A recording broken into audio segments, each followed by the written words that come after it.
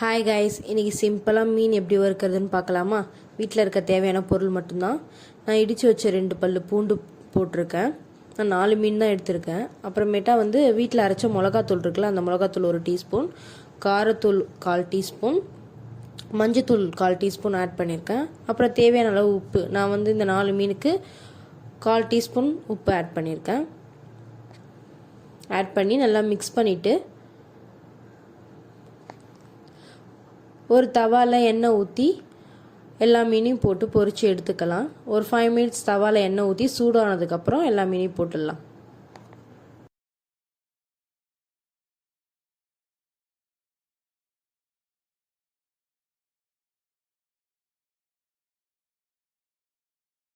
மீனை நம்ம எல்லா மீனையும் தவாவில் போட்டுட்டு நல்லா பின்னாடி முன்னாடி திருப்பி விட்டு அந்த மசாலா போட்டிருக்கோம்ல, அது தெரியாத அளவுக்கு நல்லா ட்ரை ஆகிற வரைக்கும் நம்ம போட்டு வச்சுட்டு எடுக்க வேண்டிதான். இது ரொம்ப சிம்பிள் தான். வீட்டில் இருக்க மசாலா வச்சு நம்ம செஞ்சுருக்கோம். லைக் பண்ணுங்கள், ஷேர் பண்ணுங்கள், கமெண்ட் பண்ணுங்கள், சப்ஸ்கிரைப் பண்ணுங்கள். தேங்க்யூ.